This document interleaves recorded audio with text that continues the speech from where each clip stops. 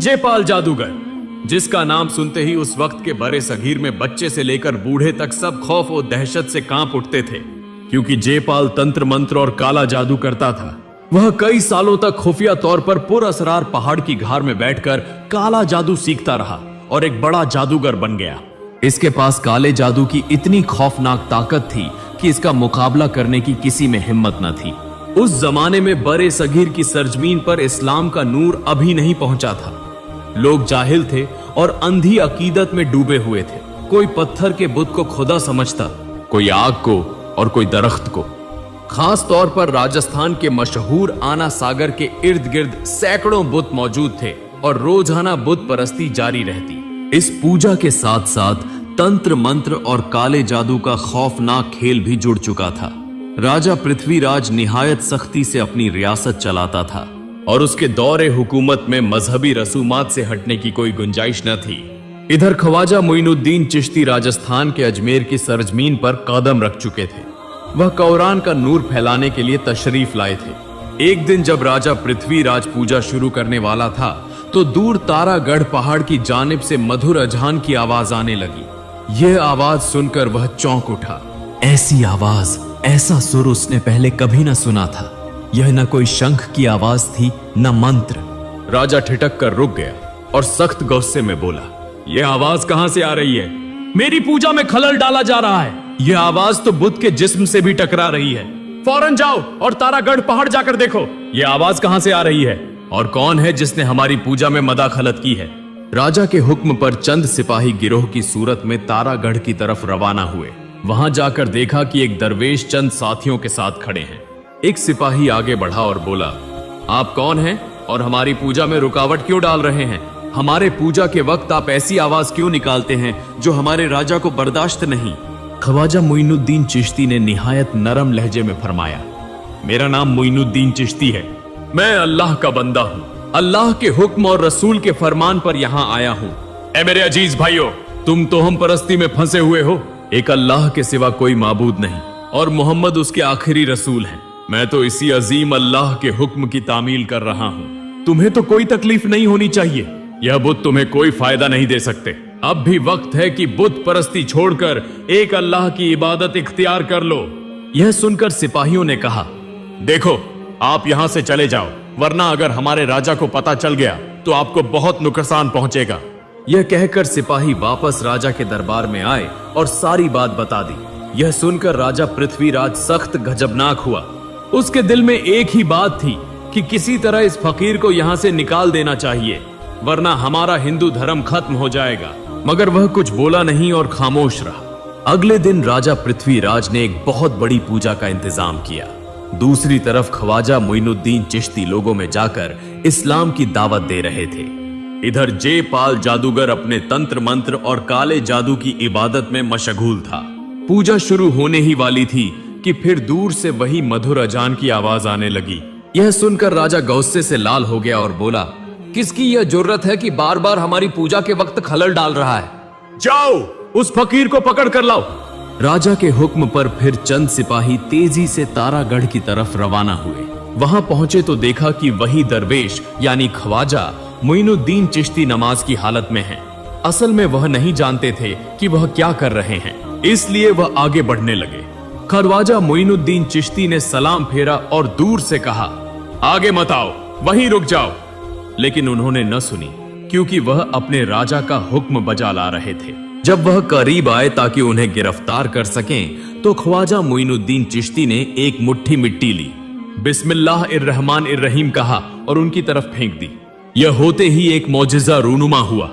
उनमें से कोई बहरा हो गया, कोई अंधा और कोई चीखने लगा।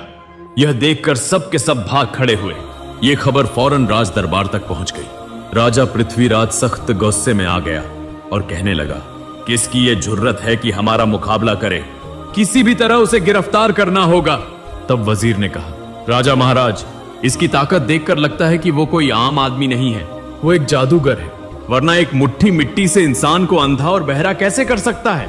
उसे शिकस्त देने के लिए हमें कोई दूसरा तरीका अपनाना होगा। वो दरवेश हमारा शदीद दुश्मन है। वो हमारे धर्म को छोटा करना चाहता है और उसे मिटाना चाहता है। तब राजा पृथ्वीराज ने पूछा, वजीर महाराज, फिर क्या करना चाहिए? वजीर ने कहा, राजा महाराज, उसका मुकाबला करने के लिए जयपाल जादूगर की जरूरत है। सिर्फ वही उसे हरा सकता है। इसके बाद राजा पृथ्वीराज ने चंद सिपाहियों से कहा, जाओ जयपाल जादूगर से कहो कि राजा ने उसे तलब किया है। ये हुक्म मिलते ही सिपाही जयपाल जादूगर के पास रवाना हुए। उधर जयपाल जादूगर अपने काले जादू और तंत्र मंत्र की मदद से उड़ता फिर रहा था। उसने अपने जादू के जरिए ऐसी ताकत हासिल कर ली थी। जब राजा के सिपाही जयपाल जादूगर के पास पहुंचे तो देखा कि वो अपने तंत्र मंत्र और काले जादू में गहरे ध्यान में है। कुछ देर बाद जयपाल जादूगर ने कहा, क्या बात है, तुम यहां क्यों आए हो? सिपाहियों ने कहा, महाशय, आपको राजा ने बुलाया है। जयपाल जादूगर ने कहा, ठीक है, फिक्र न करो, मैं अभी चलता हूं। फिर जयपाल जादूगर अपने जादू के जोर पर राज दरबार की तरफ रवाना हुआ और सिपाही उसके पीछे पीछे चलने लगे। दरबार में पहुंचकर जयपाल जादूगर ने कहा, राजा महाराज, आपने मुझे क्यों बुलाया? राजा पृथ्वीराज ने कहा, जयपाल, हम बहुत बड़ी मुसीबत में हैं। न जाने कहां से एक जादूगर आया है जो हमें बार बार नुकसान पहुंचा रहा है और हिंदू धर्म को जलील कर रहा है। वो कहता है कि हिंदू धर्म तो हम परस्ती है और ये मूर्तियां हमें कुछ नहीं दे सकती। क्या तुम ये बर्दाश्त कर सकते हो? क्या तुम चाहते हो कि बड़े सगीर से हिंदू धर्म मिट जाए? क्या तुम चाहते हो कि कोई तुम्हें शिकस्त दे? ये सुनते ही जयपाल जादूगर सख्त गुस्से में आ गया और बोला, मुझसे बड़ा जादूगर इस भारत में कोई नहीं है। मुझे हराएगा वो कौन है और भारत से हिंदू धर्म मिटा देगा? इतनी जुर्रत किसकी है? राजा महाराज, आप फिक्र न करें, मैं उसका मुकाबला करूंगा, उसे खत्म कर दूंगा। ये बात खत्म होते ही जयपाल जादूगर ख्वाजा मोइनुद्दीन चिश्ती को तलाश करने निकला। उस वक्त ख्वाजा मोइनुद्दीन चिश्ती अपने चंद मुरीदों के साथ एक जगह बैठे थे। आपने फरमाया, नमाज का वक्त हो गया है, अजान दो, नमाज अदा करो। एक शख्स ने अजान देना शुरू कर दी। जब सब लोग नमाज में खड़े थे, एन उस वक्त जयपाल जादूगर आसमान से उड़ता हुआ उनकी तरफ आता नजर आया। ये देखकर एक शख्स ने कहा, हुजूर, ये जादूगर तो हमें नुकसान पहुंचाएगा। सुना है इसके जादू की बड़ी ताकत है। ख्वाजा मोइनुद्दीन चिश्ती ने फरमाया, तुम फिक्र न करो, अल्लाह हमारी हिफाजत करेगा। अब अल्लाह का हुक्म पूरा करो, नमाज अदा करो। ये कहकर आपने नमाज शुरू की। दूसरी तरफ जयपाल जादूगर ने दूर से देखा कि चंद अजनबी लोग कोई इबादत या साधना कर रहे हैं, लेकिन वो समझ न सका कि वो क्या कर रहे हैं। वो जरा करीब आया तो समझ गया कि ये वही दरवेश है जिसका जिक्र राजा ने किया था। ये देखकर वो इंतकाम की आग में जल उठा, लेकिन उसने गौर किया कि वो लोग उसकी तरफ देख भी नहीं रहे, बल्कि यकसुई से इबादत में मशगूल हैं। उसने दिल में कहा, यही मौका है, अभी इनका खात्मा कर देना चाहिए। चुनाचा एक जगह खड़े होकर अपने तंत्र मंत्र और काले जादू की मदद से उनकी तरफ आग का एक गोला फेंका, लेकिन हैरतअंगेज तौर पर उस अजीम जादूगर का आग का गोला जैसे ही ख्वाजा मोइनुद्दीन चिश्ती के करीब पहुंचा, फौरन गायब हो गया। ये देखकर जयपाल जादूगर मजीद गुस्से में आ गया। उसने फिर काले जादू से एक धूल का तूफान उनकी तरफ भेजा, मगर कमाल ये हुआ कि वो भी ख्वाजा मोइनुद्दीन चिश्ती के पास पहुंचते ही गायब हो गया। अब जयपाल जादूगर समझ गया कि ये कोई आम दरवेश नहीं है।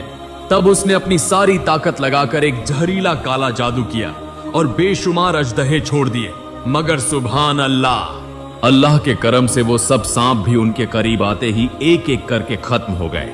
इसके बाद जयपाल जादूगर ने गौर से देखा कि ये दरवेश यानी ख्वाजा मोइनुद्दीन चिश्ती ने एक लम्हे के लिए भी उसकी तरफ नहीं देखा। फिर भी उसका काला जादू उन पर असर अंदाज नहीं हो सका। तब उसने चालाकी की और दिल में कहा, सामने से नहीं, पीछे से वार करना होगा। फिर वो पीछे की तरफ जाकर तारागढ़ पहाड़ की बिल्कुल छोटी से अपने काले जादू के जोर पर एक बहुत बड़ा खौफनाक पत्थर उठाकर ख्वाजा मोइनुद्दीन चिश्ती की तरफ फेंक दिया। उसी लम्हे ख्वाजा मोइनुद्दीन चिश्ती ने नमाज खत्म करके सलाम फेरा और देखा कि पहाड़ से एक खौफनाक बड़ा पत्थर तेजी से उनकी तरफ आ रहा है। तब ख्वाजा मोइनुद्दीन चिश्ती ने सिर्फ आसमान की तरफ देखकर कहा, ए पत्थर, अगर तू अल्लाह की तरफ से आया है तो आ और मुझे कुचल कर मार डाल, लेकिन अगर तू शैतान की तरफ से आया है तो अल्लाह के हुक्म से वहीं रुक जा। ये बात कहते ही अल्लाह के हुक्म से पत्थर की जुबान खुल गई। पत्थर कहने लगा, या ख्वाजा गरीब नवाज, मैं शैतान की तरफ से आया हूं, मुझे माफ कर दो, मुझे बचा लो। तब ख्वाजा मोइनुद्दीन चिश्ती ने उस पत्थर की तरफ 2 उंगलियों से इशारा किया और फौरन ही पत्थर वहीं रुक गया। तब से आज तक वो पत्थर तारागढ़ पहाड़ पर खड़ा है और तारीख का गवाह है।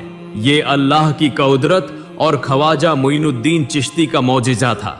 जयपाल जादूगर ने जब अपनी आंखों से यह मंजर देखा तो हैरान व शशदर रह गया। उसे यकीन हो गया कि उसका मुकाबला करने की ताकत किसी में नहीं। अब वो खौफ के मारे भागने लगा।